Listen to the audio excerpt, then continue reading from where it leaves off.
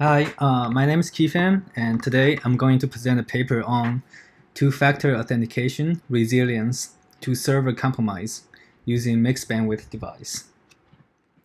So first, I would like to acknowledge the authors, and sorry in advance if I butcher your name. Maliham Shivanian, University of Alabama. Stanislaw Jurki, University of California. Nitesh Sexna, University of Alabama, and Naveen Nathan, University of California. And this paper was first presented in the 2014 NDSS symposium. And the link is to the paper's PDF. So before I start, I would like to bring us to attention that the paper is published in 2014, and the two-factor authentication method has evolved over the years. And however, when I mention anything related to current time or current state during the presentation, I'm referring to the time frame that is publication year of the paper, which is 2014. Okay, and the purpose and objective. The main objective of this paper is to improve the current TFA methods, which the current TFA method has two main flaws that the paper pointed out. The first one would be the current TFA method offers significantly less security against offline dictionary attack. And the second one would be the strength of the current TFA method is solely limited by the bit capacity of the device to client channel. Usually, the strength is determined by the bit length of the pin user usually gets from his or her personal device. And the main objective of this paper obviously is to improve those two flaws. The first one is develop a main protocol to improve the security of TFA against both online and offline attack. The second one is just trying to exploring and try to implement different other device to client and client to device channel to increase the bandwidth T, which should reduce the probability of successful attack exponentially.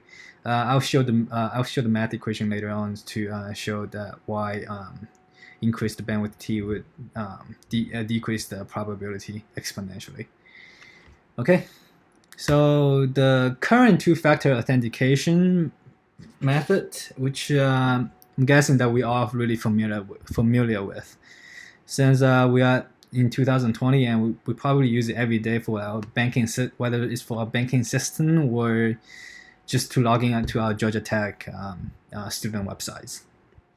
But I'm still going to do a brief walkthrough to show the typical steps that the current TFA factor authentication method that paper is talking about. So in this method would be user wants to log into a service, and user will enter his or her username and password at the server side. Then user will receive a ping on their personal device. Then user will enter the ping manually into the browser, and as a secondary credential. Then only after that, user gets fully authenticated. The idea is that the user it's not only know the password but also possess the device that is linked to him. So compared to the password-only system, this TFA method alone would reduce the online guessing attack to 1 over d times 2 to the t power. Well, from 1 over t, or 1 over d for password-only system, where d is the dictionary that uses users potentially join their password from. And like I mentioned previously, by increasing the length of t, you are decreasing the chance of the attack exponentially. You can see it here, 2 to the t power. So obviously, if the t is larger, then this number would be a lot more smaller. And however, let's pay attention that this only reduces the online guessing attack, so it doesn't really reduce the the offline attack. That is what we're going to talk about next. So the current TFA method on offline attack. In an offline dictionary attack, the adversary will obtain a copy of a hash password list. And usually the adversary will have a pre-generated dictionary hash list, and they will run the pre-generated dictionary list hash list against the compromised password list until they find a match. Only then they will recover a password, which you generally take OD effort to recover passwords here. And however, the current TFA schema does not decrease the probability, because the way that the current TFA stores password, just like how the password-only schema stores password, which is storing the password in a one-way function on the server, through a one-way hash function on the server. So therefore, adversary who compromises the server can still recover the password with the OD effort. So it's nothing add-on here for offline attacks. So then you might ask, if you pay attention, you might ask, why would you care, right? This is a TFA system, so even the adversary obtained the password. He or she will still not be able to log into the service without the ping from the personal device.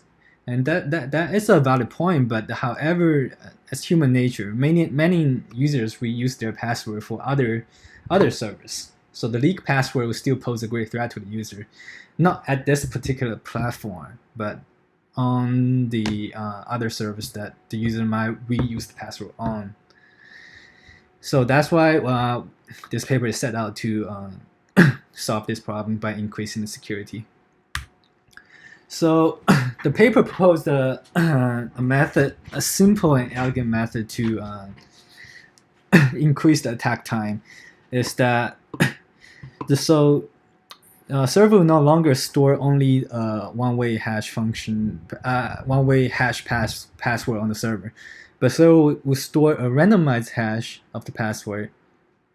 You can see here, H hash PS. P is the password, S will be the secret, and the secret will be the will be stored in the user device. So essentially, the password will no longer be the hash of the password, but it will be a combination of password and the secret hashed together. So in this way, when the user obtains a copy of password, not only have to guess the right password hash, but also need to know the S in combination to recover the password. So what it looks like would be something like this. It's not 100% correct since this S going to be hashed together with the password. So essentially, that you have this, then the adversary will have the pre-generated dictionary hash. So when they run this against our hash table, they will not find a match, unless usually what the attackers do is they need to regenerate a hash dictionary with the addition guessing on the secret random secret hash, which would take tremendous amount of time. So so just by doing this, by storing the password hashed together with the password and the secret, it will increase the attack time to O to the D times 2 to the Tth power, and still T is the length of the secret. And the longer it is, and the longer amount, the more time the attacker needed to crack a password. So, but however, the above mentioned method would decrease the offline attack, increase the attack time, but in the case of a losing device or stolen device, or a man-in-the-middle attack between the device and the client channel, essentially the offline attack time will go back to OD, because since the adversary obtained the personal device, then the adversary would know this would know the secret, which would essentially reduce the OD times 2 to the Tth power back to O to the D, because since you know let's check it. Since now you know the secret S, so you back to where you began with. So to minimize this issue is to eliminate this issue essentially is to not display the S on the device, but rather to mask the S with the pseudo function f. And it's a typical computer science way to solve a problem. Like trying to solve a problem, you just add another layer of abstractions. So in this case, the abstraction we add just masking the secret with the pseudo random function. You can see here. So right now the display ping is the Z, and you mask the S, XOR it with the pseudo random function with the X. The X can be the current time, or it could be the chosen challenge by the server. So in this case, on the device, it displayed Z on the device. So now even if the attacker has the possession of your device and they try to generate the hash with the Z, you can see that they are not going to find a match because the password itself it's generated with the S.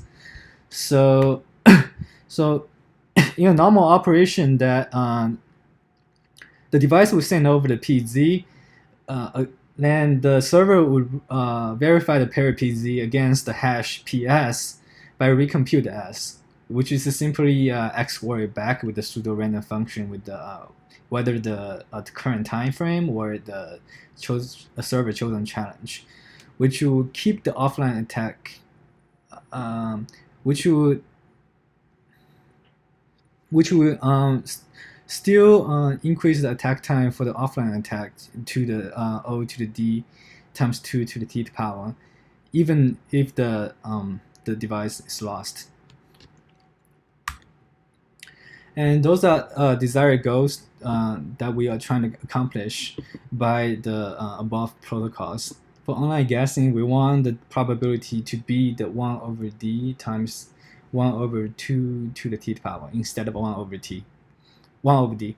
Offline dictionary attack, the complexity of the offline dictionary attack is we want it to be OD times 2 to the T to the power instead of OD, simply. And we want to eliminate the launch time attack, which is when the adversary has the possession of your device or the channel to client to device communication, in where that there's a man in the middle attack that is listening eavesdropping between the client and device, and even when they obtain the Z, they will still not be able to generate the right hash table to crack the password. And the following last two would be adversary breaking into the user device, then security degrade to password only. Adversary learns the user password, security degrade to device only. Essentially, this is just essentially when adversary crack into 2, you want the other one to be the fail-safe. You want the other one to be the last defense. So you don't want adversary cracking into 1 and getting full access to both. So next up, it's rather simple. So we are exploring different mixed bandwidth devices. So typically we've been using the low bandwidth device. So usually you get the 6 decimal pins in your personal device, usually 19 bits. So on this paper, the idea is simple. Like if you can increase the bandwidth, obviously you can increase the bit capacity that the device can send. So once you increase the bit capacity, then you directly increase the security exponentially. So so in this paper we exploring different bandwidth methods.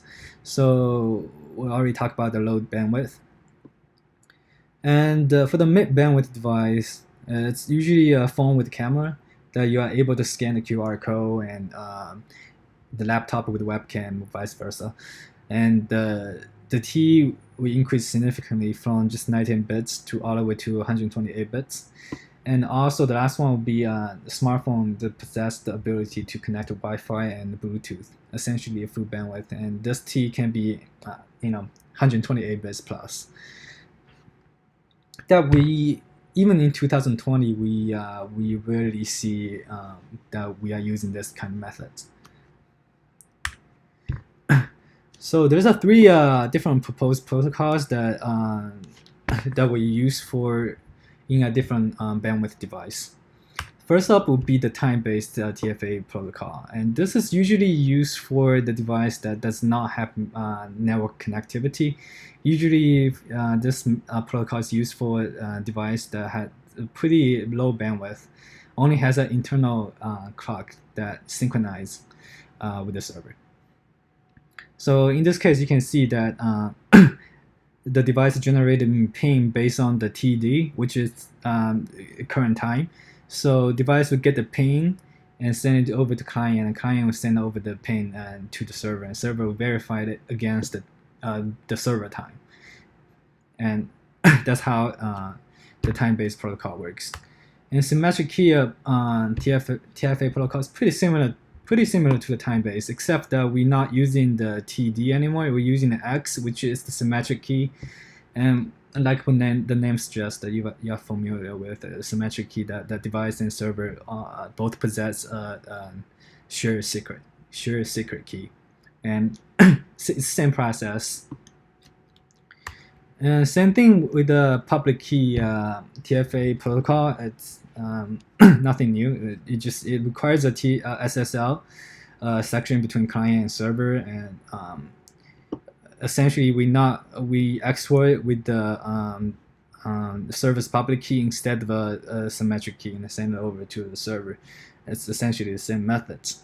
Going into a bit faster here.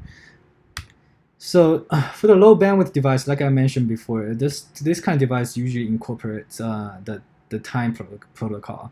You can see this RSA flop here. That it doesn't really have a data connectivity ability, but it has has a way to sync internal clock periodically with the server, and it has a small screen real estate to display the pings that you can enter back to the browser. And this is typically how one authenticate with the server. So you you type in your username and password, and you type in whatever that's displayed on your RSA ping onto the browser, and send it over to server. And server going to verify this by generate its own ping and password to verify against this PS. And for the mid bandwidth device authentication, and like I mentioned, the mid bandwidth device usually have camera on both device and the client machine. So on this case, essentially is that the server sends over a challenge, and the client encode that challenge into a QR code, which display on the client's monitor. The device will be able to scan the QR code off client's monitor, and generate the response also in QR code. Then the client will scan the QR code off the device monitor, and decode it and send it over back to server for it to be authenticated. Well, we don't really typically see this. With the typical one we see is that when the device scan the QR code off the monitor and generate a pin, then we manually enter the pin into the client. But in this way, that we allow a higher bandwidth, higher bit capacity to be sent via QR code rather than few pins. And the full bandwidth device, it's pretty similar to the the last two that we mentioned, except that we are using different. Obviously, we're using a Bluetooth to connect and Wi-Fi to connect. It's essentially the same thing, but it's just a lot more has larger capacity to send over the larger bandwidth and capacity to send over the larger size T. Larger size T to the server, which of course increase the security.